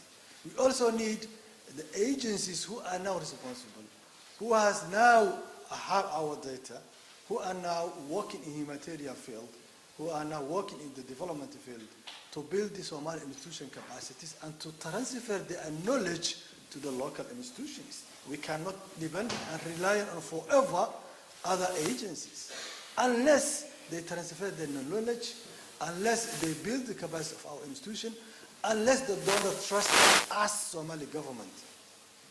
You know, I always give example. You cannot test the pipe unless you put it water. We need our local institutions, our national institutions to be trusted and tested. And we Somalis have to employ and prioritize capacity, not nepotism. When we are employing our Somali colleagues, we have to prioritize. We have to focus on capacity, not nepotism. Even if we share our political system 4.5, we shouldn't share our other institutions and civil servants. The institutions that need is expertise, capacity.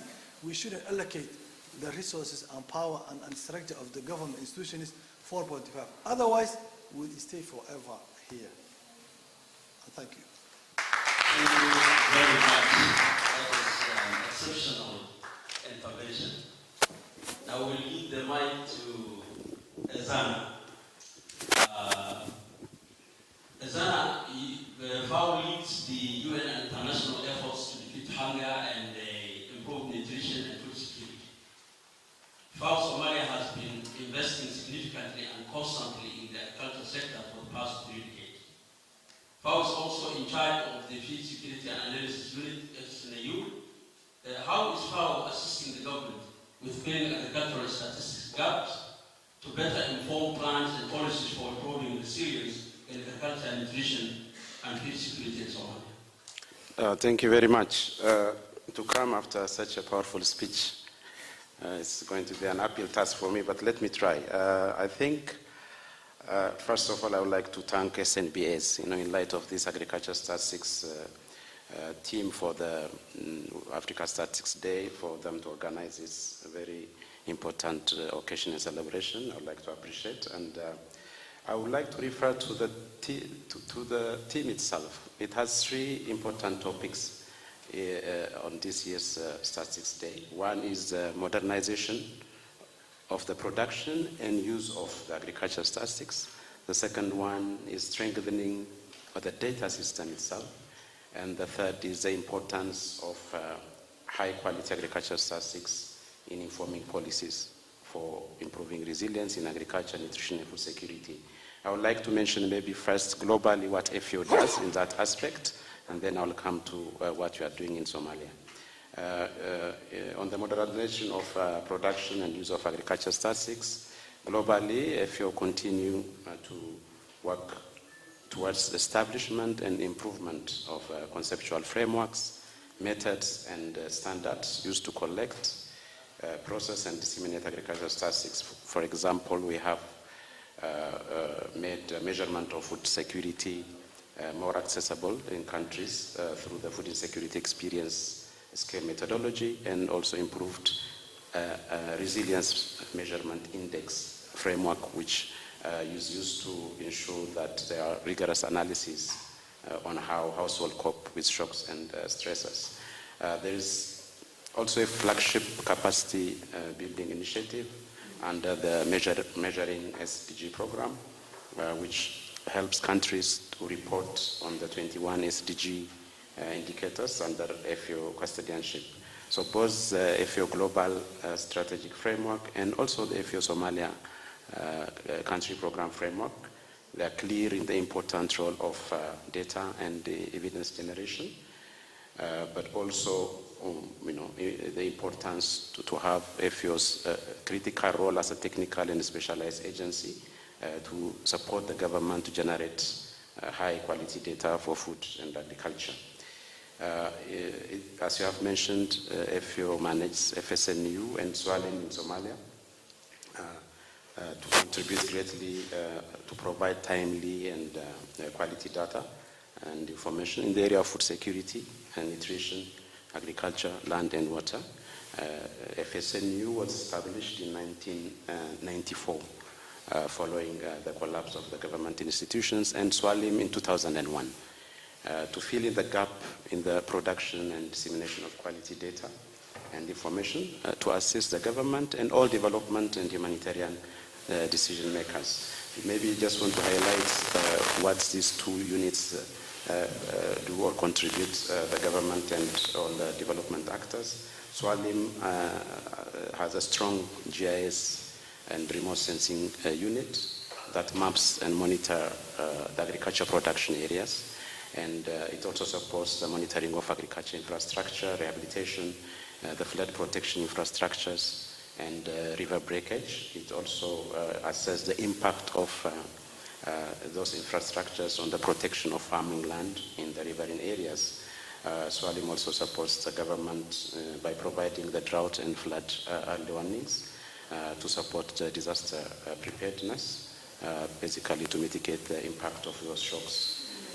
Also, Swalim supports climate and agromet information, rainfall forecast and performance, and river levels, and also support the capacity building of government institutions and staff on the transition of the land and water information management functions to the government on the institutions such as IMC, for example, in Puntland. I would come to FSNU just to briefly mention that FSNU, one of the oldest units providing for security and nutrition information analysis, FSNU conducts a seasonal assessment throughout the year in coordination with various government institutions and stakeholders. For example, FSNU conducts the GU and the seasonal comprehensive rural assessment, the integrated food security and nutrition mortality assessment, and the HAGA and GILAL impact assessments. While it also has critical information in regards to markets, 71 markets in Somalia, the nutrition status of children, and livestock as well. The early warning, this information came from early warning and early action for the decision makers, but also supports strengthening the food security and nutrition related technical organization capacities, both at federal and at state level, providing training, equipment, but supporting local universities as well to mainstream food security and nutrition in their curriculum. So both FSNU and SWALIM functions are currently being transferred in phases to the government to ensure the government-owned, managed data and information production and dissemination. I think that's important development. In addition to SWALIM and FSNU, FAO in Somalia also conducts various surveys, assessments, and studies to support the government and development actors. To mention a few, assessment of irrigation infrastructures, rural mobility study, crop production and yield assessment, agriculture input assessment, seed system security assessment, and recently the food system assessment, and in regards to also desert locusts. So all this is to support the governments in filling gaps in agriculture statistics and data. Yeah, so I mean, then we look forward to continue our engagement, of course, with the government to enhance the agriculture data system, but also further to promote the use of data, not only toward decision makers and humanitarians and developers, but development actors, but to the farmers on the ground, to the local community. I think that's the gap we see that needs to be filled, because that's important to start working on that as well. Thank you. Thank you very much, Azana. Welcome to the issue market. The issue market of the SMBS, you have heard about the importance and need for agricultural statistics. The bill was established in 2020. Can you tell us about the progress, challenges, and what various plans are for agricultural statistics to form an appropriate agricultural policies for development? aad iyo aad u mahadsantahay. aad baan u faraxsanahay in panelkan dadkan sharafta leh iyo madaxda inaan kala qayb galo. Bureauga horta hore ama hay'adda istaatistikada qaran waxaa la sameeyay 2020 isla markaas loo sameeyay waxaan ka howlgalnay in shaqooyinka noo yaala aan istaraatiiji u sameeyno sidii aan xogaha nologa baahan yahay waxay waxa ka ah qorshaha qaranka qorsheyntiisa xogta ay ku qorsheyn lahayd inaan sameeyno isla markaana xogta lagu kormeeri lahaa ama lagu monitor garan lahaa progresska qorshaha qaranka inaan sameeyno sidaas oo kale SDG ama Sustainable Development Goals waxa la dhaho iyo taasoo iswaafaqsan yihiin waxa iswaafaqsan qorshaheena qaranka iyo SDG-gu iswaafaqsan yihiin marka waxaan ka howlgalnay inaan istaraatiijiyo every sector aan u sameeyno fursad marka fiican bay waxayno ahayd in markaas la madax baneeyay hay'adda istaatistikada qaran oo sharci cusub u soo baxay oo boor gooniya ay lahaanayso annagoo marka fursadahaas jira isticmaalayna ayaan marka hore qorshayaashaas sameynay qorshayaashaas marka wax badan baa inooga hirgalay dhinaca dhaqaalaha xogta dhanka dhaqaalaha iyo xogta dhanka arrimaha bulshada wax badan baan ka buuxinay waxyaabihiina looga baahnaa haddaan soo qaato tusaale oo kale 2020 waxaan lahayn boqolkiiba indicatorska ama calaamadaha aan raadinayno marka la fiiriyo boqolkiiba 20 ayay dawladda haysay hadda boqolkiiba 54 ayuu marayaa voluntary national review sanadkan aan ka jeedinay New York marka aan ka present gareynay waxa weeye 54 ayuu marayaa qaybta marka naga maqan oo ugu badan hadda waxay u badan tahay arrintan hadda aan maanta ka hadlayno agriculture iyo environmental statistics labadooda marka istaraatiijiyo sidii aan ku gaari lahayn ayaan ka samaysanay marka waxaan rabaa halkan inaan horta hore u mahad celiyo intii ay ka yiraahdeen wasiir dowlaha wasaaradda beeraha iyo waraabinta wasiir Asad iyo ergeyga gaarka ah abaaraha xildhibaan Cabdiraxmaan labadoodaba caqabadaha haysta ay si fiican ma sha Allah wanaga xataa aan u ka fikrin karay ay uga hadleen number 1 horta caqabada uu hortaalay waxay tahay xogta dalka oo dhan waxay ku salaysan tahay emergency xaalad degdeg ah baa loo isticmaalaa marka xogta annaga aan hayno oo horta aan ka shaqeyno waa xog horumar marka xogtana soo saarideeda waxa la geliyaa juhdi badan dhaqaale badan baa ku baxa saasoo tahay hay'adii dawladda ay macnaha u igantay isla markaana sharci ahaan ay ahayd in lala shaqeeyo lama shaqeeyo maadaama aan lala shaqeyn marka xogtaas horumarka aan u baahanahay ma soo saarno marka عجيب برك وحاء سيدا هذا وأزانا وشاغي وحي FSNAU يسوالين بي هايستان وحنشيغا حقو دنكاس يشاق عنتدا يبيها سو سارتا مركا حقتاس ياغا مادام هايستان وننغا أنا كوشاق لهين وحا عجيب FAO روم ayaa waxayna soo weydiisaa isha xogta beeraheena sidoo kale waxaan soo weydiiyay IGAD waxaan soo weydiiyay African Union waxaan soo weydiiyay African Development kulligood waxay naga codsanayaan wax loo yaqaano minimum core isha data on agriculture kulligood naga codsanayaan marka annagana waxa weeye ma haysano marka waxaan ka howlgalnay sidii aan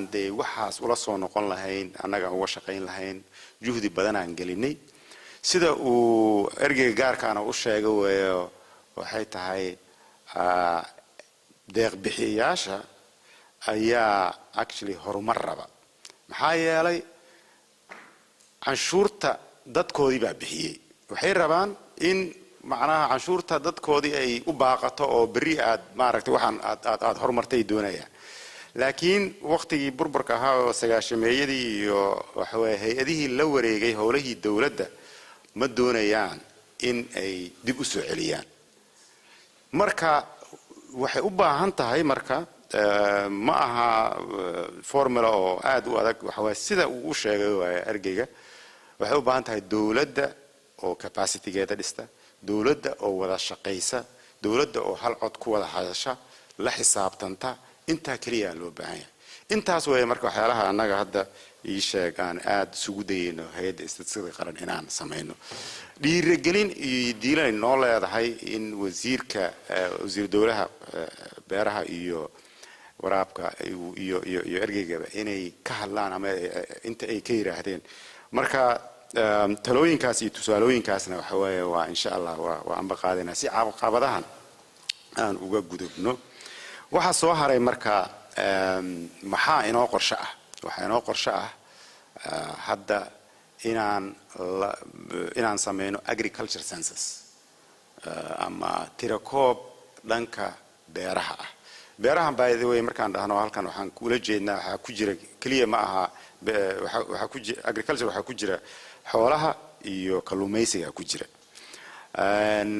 haddii marka taas aan sameeyno ka soo qaad dhanka beeraha oo kale marka la fiiriyo waxaa la ogaanayaa intee dhulka Soomaaliya intee in la eg ayaa wax lagu beeri karaa oo maaragtay potential in wax lagu beero leh soilkooda suu yahay sida hadda uu Dr. Hussein uu sheegay soil analysis kaas ii sheeg iyo maxaa ka maqan iyo waxa noocaas oo kale taa waayahay intaasa maaragtay la beeri karaa intee hadda beeran inta beeran waxa weeye maxaa ka dhiman inta aan beerneen maxay u baahan yihiin waxaas oo dhan kama jawaabi karno oo hadda ma hayno xogtaas maxaa yeelay xogta hadda clear lahayo waa mid abaarahaas iyo arrimahan degdeg lagula tacaalo markaan helno agriculture census marka waxa la qabtaa 10 sanoba hal mar baa la qabtaa waxa helaysaa sawir guud ayaa helaysaa hadda marka nasiib wanaag waxa inoo socda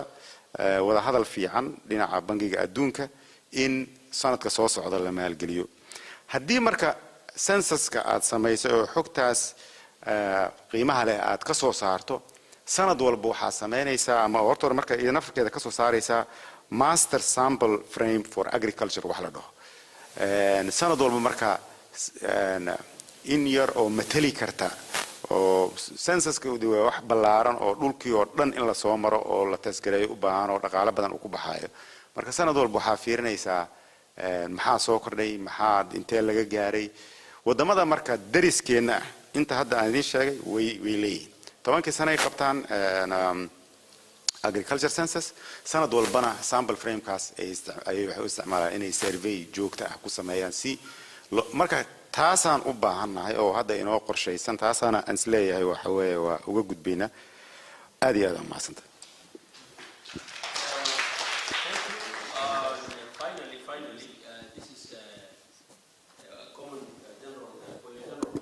Summarizing. How do we use all the information you have given all of you?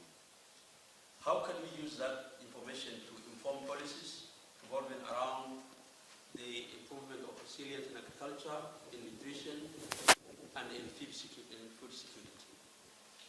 Might start with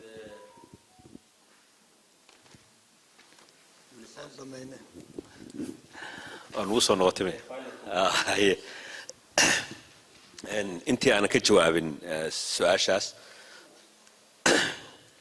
waxaan rabay hal qodob oo aan wali sheegin qodobkaas waxa weeyaan oo statisticskan iyo informationkan la ururinayo kulli ay hoos imaan doonaan waddankeena uu u baahan yahay haddaan arrintaas wax laga qabanin inaan wax weyn la samayn karin arrintaas waa xagga amniga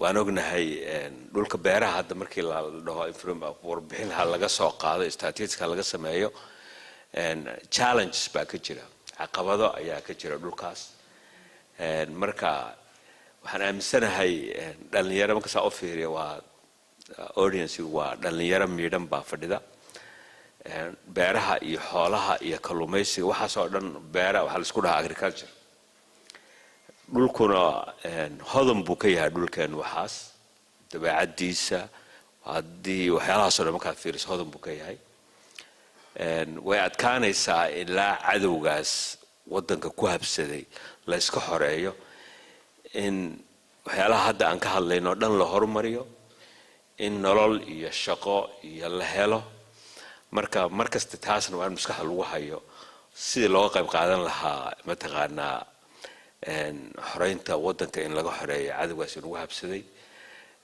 maybe dee dhinaca dowladda waxa toos hadda cabdiraxmaan waa xildhibaan waaye laakiin golaha wasiirada waxa ku jira anaa meesha ka fadhiya ma aha macnaheedu inaan mataqaanaa aan taas ka duulay laakiin waxa weeyaan waa wax facts ah problemka waddankeena oo dhan marka haddii u fiiriso waxaad tidhahdaa maxaa waxaan u qabsoomi laayihiin waxay kula soo meereysanaysaa meel markaa ka soo dhiraan dhiriso amnigay soo fadhiisanaysaa marka arrintaas yaan loo dayma la'aanin mataqaanaa ha laga qayb qaato qofba sida uga qayb qaadan karaba in mataqaanaa amniga waddanka la soo celiyo cadowgaa laga xoreeyo waxaan hubaa haddii intaa la sameeyo in aan mataqaanaa aan relief garanayno Cabdiraxmaan iyo anaan nasinayno adduunka baryadaas iyo dhibaatada iyo maalin waxna siiya gacan hoorsiga in laga reysanayo oo inaga waxa la inoo soo dooranayaan huba haddii arrintaas aan iska horeyno marka la fiiriyo dhalinyarada 70% ah oo mata resilience-gooda adkaysigooda dhalinyarada Soomaaliyeed aad iyo aad baan u amaanayaa really gurmadka iyo si ay isu xilqaamaan iyo mataqaana resilience-ga iyo duruufaha ay ku koreen ay wax ku barteen iyo sida ay mataqaana ugu resilience-ga la sheegay dhalinyaradeena ka muuqata really say ula qabsadeen mataqaana duruufahaas marka waxa ka codsanaya su'aasha mar labaad waxa iga guuxaya arrimaha amniga maskaxda ka guuxayay marka mar labaad igu celi bal su'aasha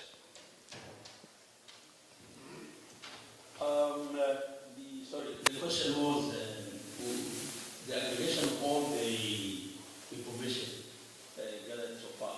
How can we use that information to inform policies around improving resilience and agriculture, nutrition, and food security? I think that's already has been said. That question has been answered, I believe. One is the quality data has been collected. And the data I'm talking about is a development data. I'm not talking about the emergency data, really. Because the reason we are here today is to create projects that can sustain for a long time and create a resiliency to this natural extreme weather, which really impacts agricultural production. So one is the quality data has been gathered. This data can be used for production. And after the production, we can go from there to a self-sufficient stage. So we have a fatigue of emergencies response in this country. So this data has been used for development projects and the end of cycle of fatigue of emergencies. So this data should be a quality data, and the national and decision makers in the government levels has to apply this data to different sections of production.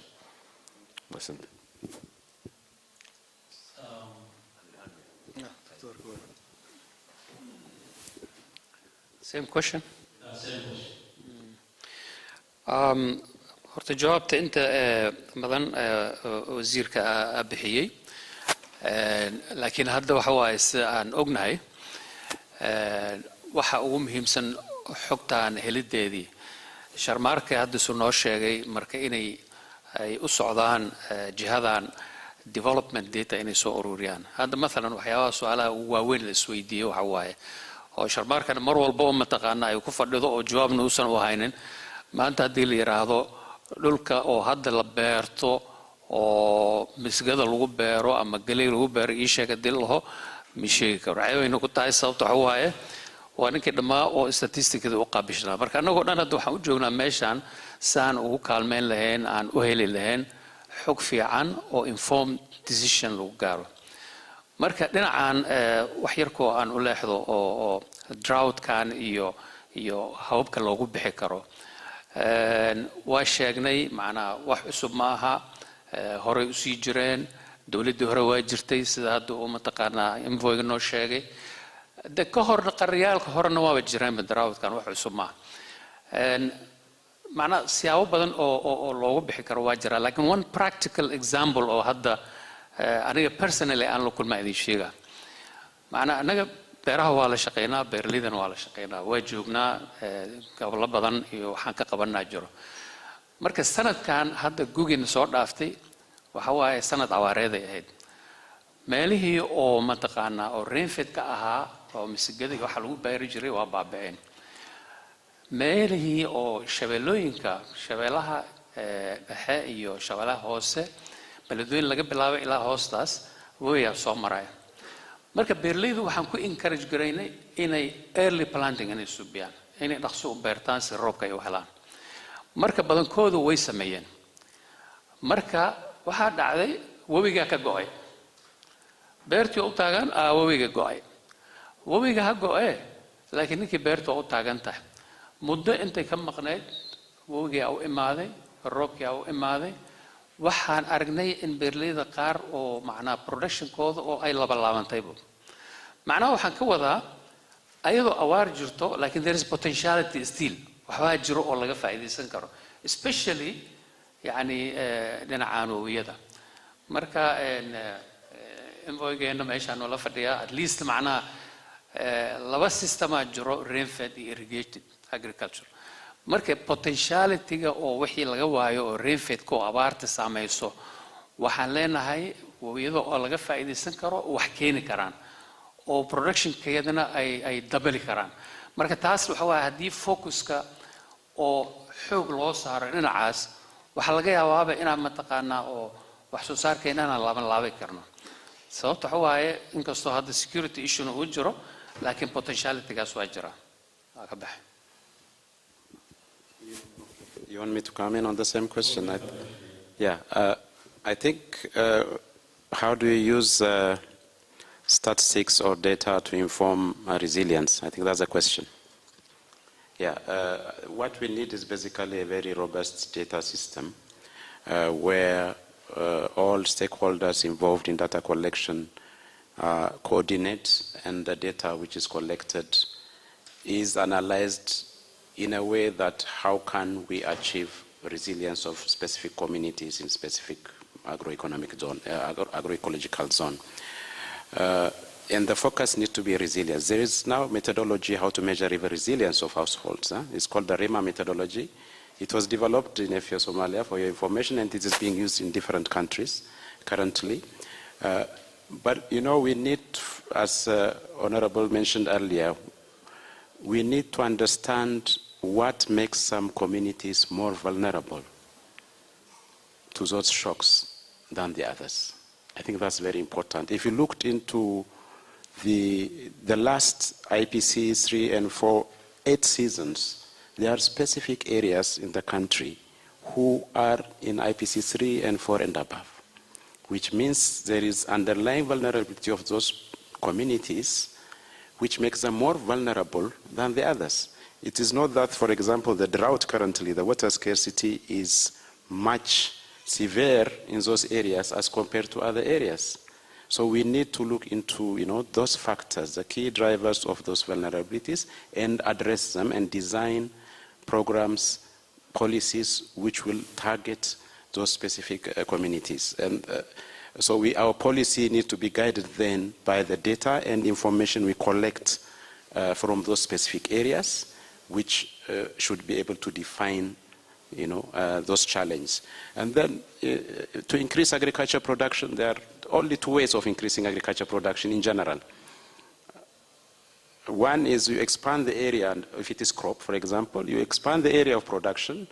The same method of production you are using, you expand the land, then you can get more. The other one is in the limited area land you have, you improve, you intensify, you change the different, the varieties or the culture, the practices you do, so that you have more output from the same land. So we need to have those informations on the yield. Those are the ones which can be used now to plan what kind of extension system, what kind of interventions can be done in those areas. The same with the pastoralist communities. It's a number, you can increase the number of herds, but from the specific herd, how can you basically increase production? But now, while you are even thinking about that, we are having these repeated climate shocks. In Somalia, it's a fact that Somalia is, in the front line of climate change. That is a fact. And the people impacted are the rural communities, mainly. In the trend analysis done by Swalim indicates the last 21 years out of 22, we had some kind of climate shock. It is either flood, it is drought, it is pest, desert locust, and as you also know, from 2016, there is even a cyclone coming into Somalia. So that means those shocks are becoming frequent and eroding further the community's capacity to cope. And then at the same time, we have to plan how to increase their production. So the data and information we get from those areas need to be tailored and configured in a way, how can then we address those challenges? I think the other important aspect is most of the data which we have are more or less targeting policy and program decision makers. We need also to start looking into how can this data, this information, be tailored and made accessible to the local farmers, to the local pastoralists, so that they are able to cope with, for example, if there is a forecast of, let's say, next goose season is going to be below average rainfall, we know in advance. That information needs to be packaged in a way that farmers can be able to adopt drought-resistant varieties, for example. So, that has to be tailored in a way the local communities will use that information so that they are able to mitigate the impact of those crises. Thank you. Thank you very much for this important question. I think this panel has underscored the importance of agricultural development data and the value it has. So that's really one aspect. And also ownership, and how you heard the last point from Zana, how we can socialize data so that it reaches not just the decision makers, but also actually people who are in this in the agriculture sector, the farmers themselves. I think you've heard many times that the definition of madness is basically repeating the same thing and expecting a different outcome. So we really need to be doing something differently if we are to address the drought and the food insecurity that we are always faced with. I used to be in the I used to work in the UN. Actually, at one time, they have changed from natural disaster to remove basically natural disaster because it sort of invokes complacency because if those natural disasters for each country is very specific. So, for example, in Philippines, they have cyclones. So they're going to get cyclones every year. And they really need to, then what they need to do is they need to build houses that can withstand them. And they need to build, infrastructure that can withstand them. Similarly, in Japan, they have earthquakes. And they have built infrastructure or housing that can withstand the earthquake, the earthquake shocks. Now, for Somalia, we are faced as the special envoy said, it used to be every 10 years. It's now more cyclical. It's now every 4 years, and it's going to get even fewer. So, I think ultimately, what it's going to take is investment and long-term planning to overcome this. And I think there was really a good concurrence on that. Those agricultural statistics indicators, if we really do fill them, they will inform plans. They will they will actually attract also investors. So on the 28th and 29th of this month, there's going to be Somalia Investment Forum or Summit in Mogadishu. But we don't have the right agriculture statistics to attract such investment. What is the potential we have a guesswork and we have,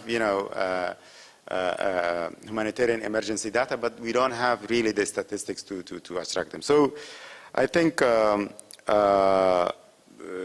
producing such data, making it available to the decision makers, socializing it ourselves will make the difference initially. Thank you very much. Thank you very much. We have come to the end of the program. I don't know what to add. waxaan ku daro ma garanaya laakiin waxaa su'aasha waxay tahay loo isticmaalaa daatada Somahin. How do you use all the information you have gathered in the panel discussion to inform policy development around improving resilience and capital efficiency? Okay. waxaa isku raacay dhamaantii horta daatada inay ama xogta inay aad muhiim u tahay oo xog suganna ay tahay oo lagu kalsoonaa karo oo ahayn xog la iska qiyaasi aan ahayn nolosha dhan ay u baahan tahay xogta marka oo go'aan kasta oo dawladeed ama xataa private sector-ka la qaadanayo dadka ganacsiga gaarka ah wax walba waxay ku dhisan yihiin xogay ku dhisan yihiin xog la'aan haddii aad go'aan qaadato oo isku raacnay inay dhibaato weyn uun ay ka imaanayso annaga marka in hay-addan hadda ay cusub tahay 2020kii la sameeyey weli waxaa markaa isku raacsannahay waxaa waaye in la dhiso horta ayada capacity-geeda in ayada la capacity gareeyo dadka shaqadeeda ka haysta intii dawladnimada ay maqneed looga soo celiyo si ay shaqadeeda u qabsato hay'adaha ka haysto oo ay ka mid tahay unfortunately FSNU-da nafteeda inay ay soo transfer garayso experience-ga iyo xogta ay haysa ayada kusoo wareejiso si ay u noqoto wax dawladda ay leedahay sababtoo hadda agency madax bannaana sheega xogteena dawladda Soomaaliya ma sheegto xogteeda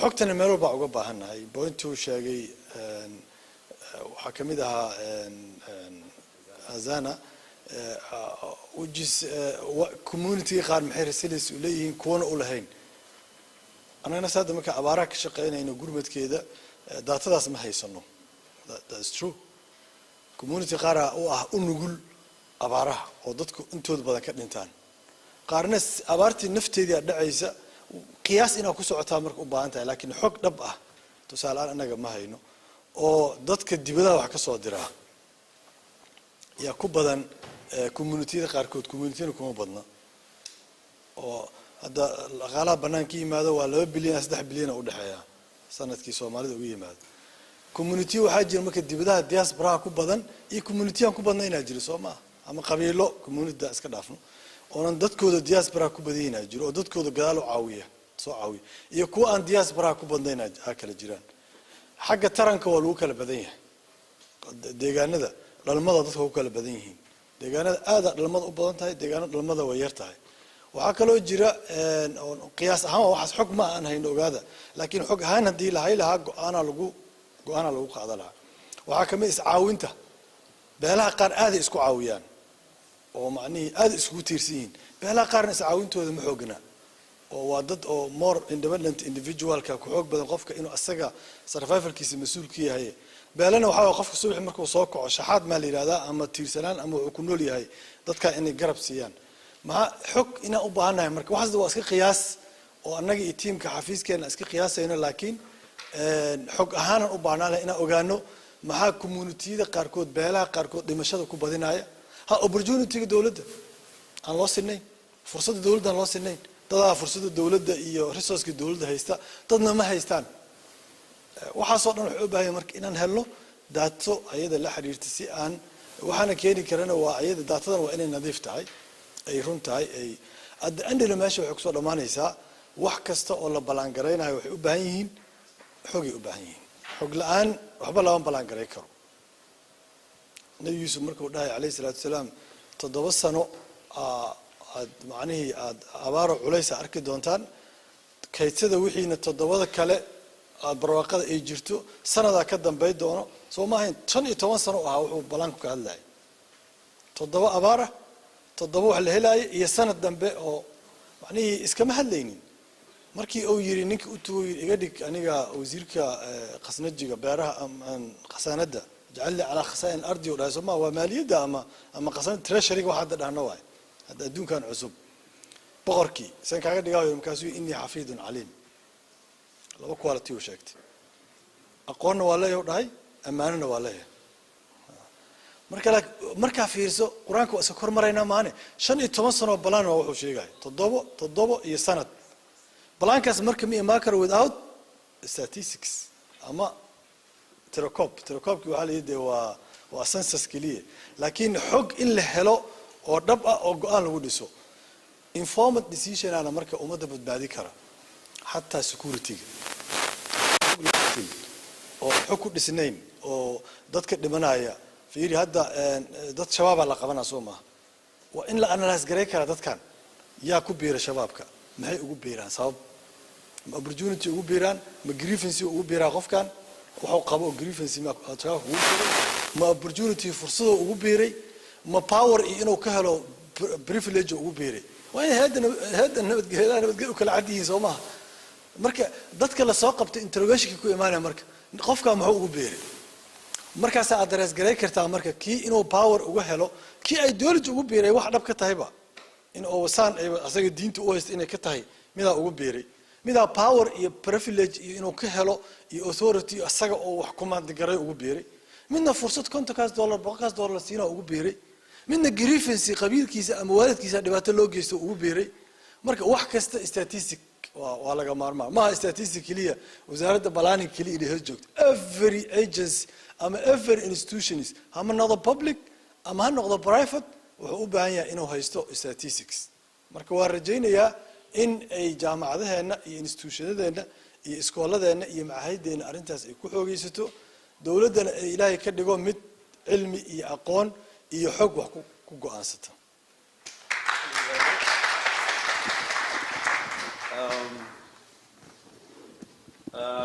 Excellencies, ladies and gentlemen, we have come to the end of our program.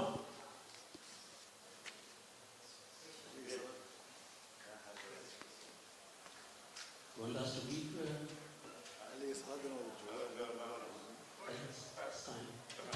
one person?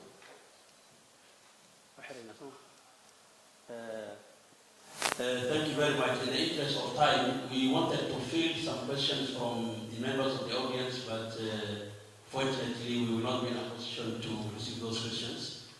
We have come to the end of the program. We have been talking to His Excellency Minister Asad Abdulrazak Mohammed of the Ministry of State Ministry of Agriculture and Irrigation.